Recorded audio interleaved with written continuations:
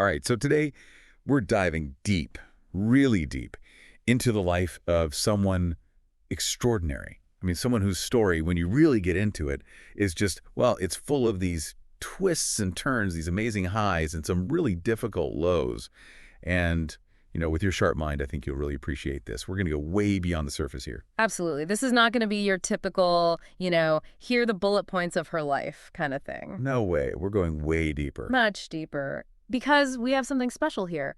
We've got Nina Simone's own autobiography, I Put a Spell on You. This is her story, in her own words, her take on how she developed as a musician, about all those important relationships, and her, incredibly powerful role in the civil rights movement.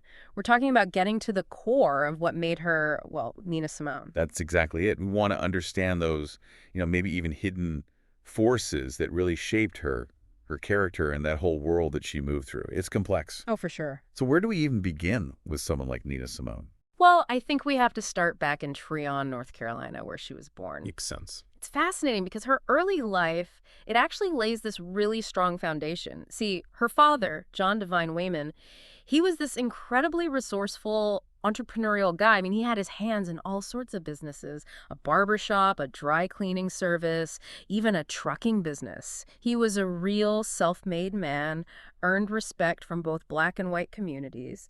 And I think that had to have influenced young Eunice, that was her name back then, just understanding how to navigate these complicated social situations, the importance of being self-reliant. Right. And then you have her mother, Mama. Oh, yes. Deeply religious, a pillar in their Methodist church. A strong presence. Absolutely. It was a strict Christian household, very clear rules, very defined.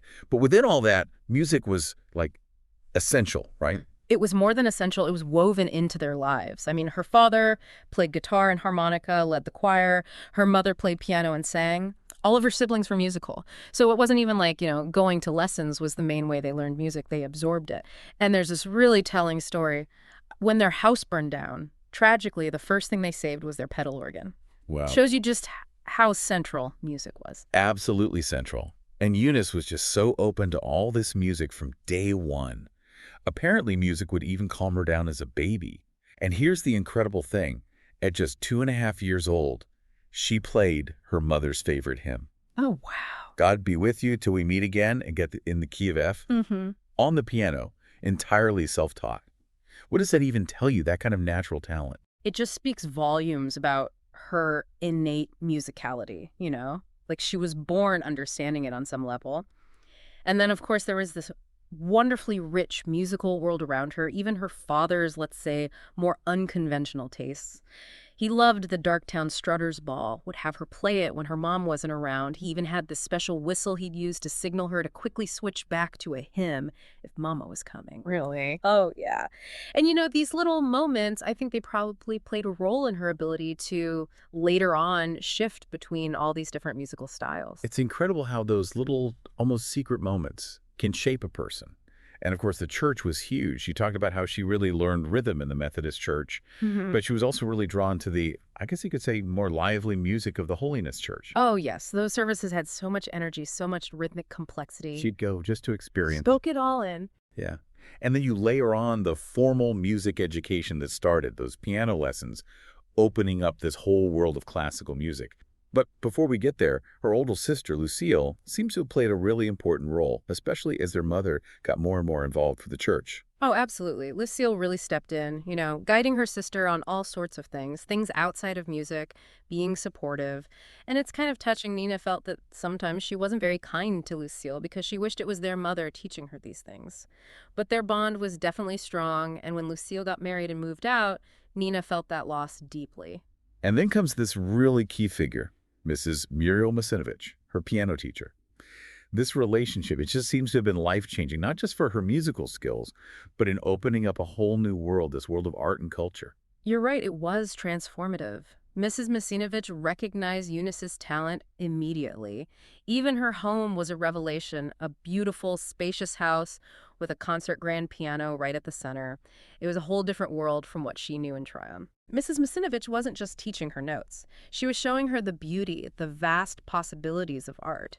And this mentorship, it really ignited Nina's ambition, that dedication to classical music. Which takes us to this, Really crucial moment, but also a deeply disappointing one. Her rejection from the Curtis Institute of Music. Oh, that was devastating. It was. I mean, this was after years of dedicated study, of truly believing that this was her path. What do we make of that rejection? It was a huge blow. It felt like a betrayal of everything she'd worked for, of the hopes and promises, not just hers, but everyone who believed in her. It shook her confidence and really it changed the course of her life. Instead of pursuing that classical concert pianist career, she ended up playing popular music in Atlantic City clubs just to make ends meet. And it's in those clubs, in that smoky atmosphere, the Midtown Bar and Grill, playing those incredibly long sets, that the Nina Simone we know starts to emerge. She begins to blend all these influences, the classical training, the gospel, those catchy popular tunes, into something completely her own. And it's amazing, isn't it, how limitations can lead to such creativity. Playing for hours in a bar, she had to be versatile. It couldn't be just classical pieces. She had to adapt, she had to connect with that audience. And in doing so, she found her voice, a unique sound that really defied categorization. This is also when she takes on the stage name Nina Simone. Right, a whole new persona. Exactly. And then she starts to connect with other musicians. Al Shackman, in particular, seems to have been a really important collaborator early on. What was so special about that partnership? They had an incredible musical connection. I mean, she described it as being like one instrument split in two. They had this intuitive understanding. They could improvise together effortlessly, even playing these complex back-type fugues for long stretches.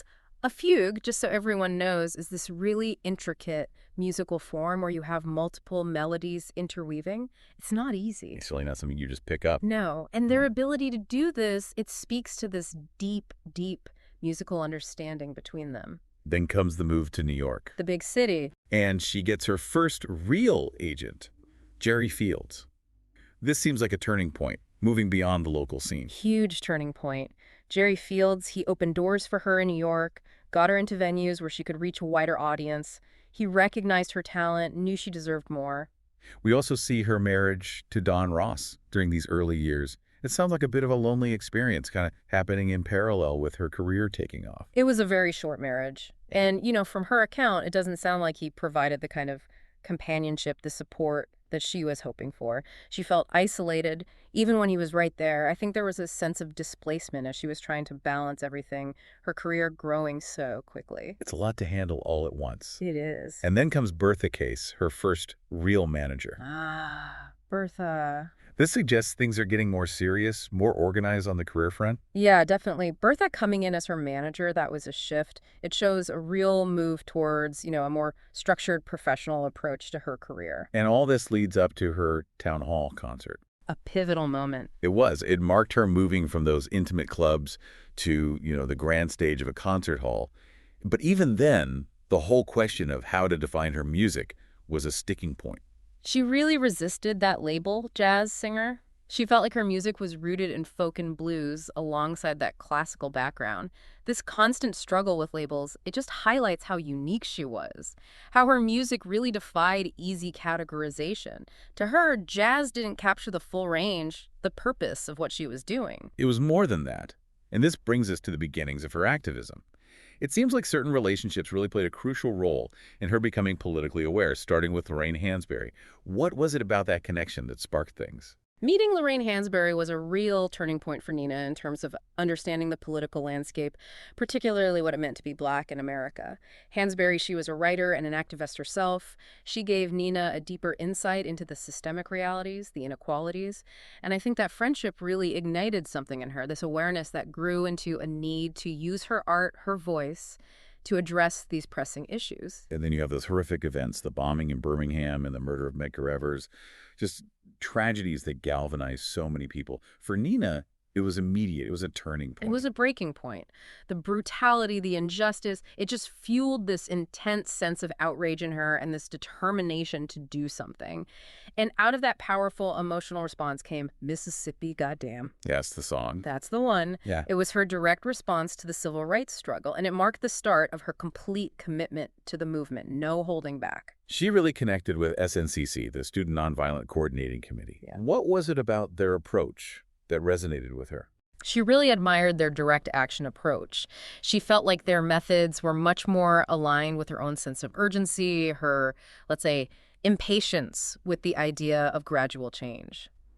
It's interesting, too, her music really resonated with SNCC. Her records were highly prized, and the story goes that the only thing that could make them forget about their vow of nonviolence was if someone stole their Nina Simone album. That says a lot right there. It does. And then, of course, you have Langston Hughes, Another incredible figure. a huge influence.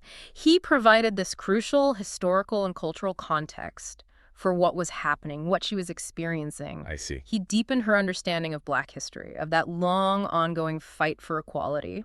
And then there's Stokely Carmichael, so influential in the movement. He had a really significant impact on her. What was it about him? Meeting him solidified her dedication to the cause. She had immense respect for him, for his convictions, his directness. And this was also a time when there were these really heated debates within the civil rights movement about integration versus separatism. She admired Dr. King's compassion, but she was also drawn to that idea of Black self-determination that groups like the Black Muslims were talking about. It was a complex time, so many different viewpoints. It was. And while all this is happening, her activism growing, her music reaching more people, she's also dealing with some really difficult personal challenges. Oh, absolutely. Her marriage to Andy Stroud seems especially complex, starting with support, but ending up in a really difficult place. Their relationship was incredibly complicated. It began with him being very supportive, but over time it became possessive, abusive even.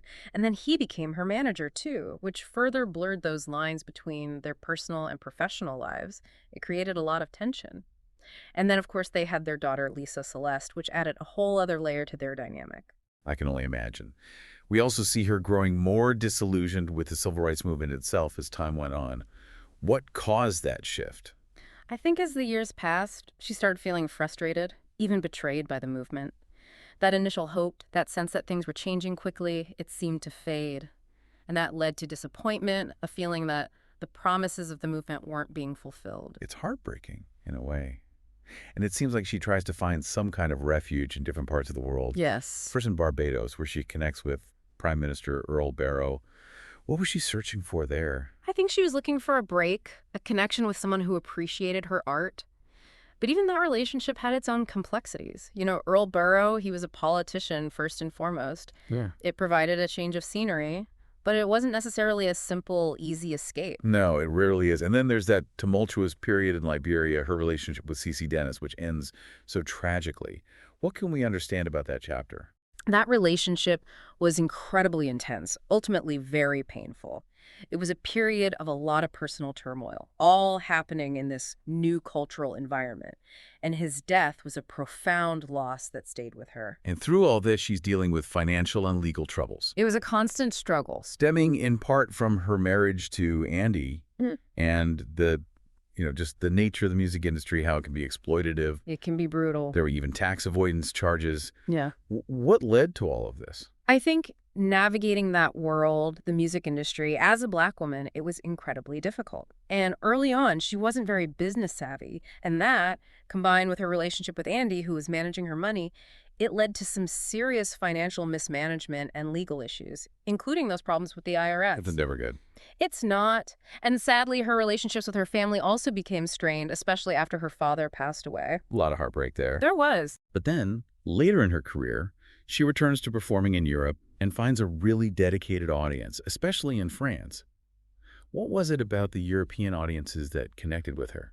I think in Europe, particularly in France, they saw her not just as a musician, but as a complete artist, an intellectual. Right. But even there, she sometimes felt misunderstood, like people didn't really grasp the depth of her struggles. It's never easy to feel truly seen, is it? It's not. Working with Anthony Sinucci later on seems to have brought some stability to her professional life. Oh, absolutely. Partnering with him, it was a positive change. He was a manager who understood her, supported her artistic vision, and that was crucial, especially later in her career. And despite everything she went through, she never lost that critical perspective on the music industry.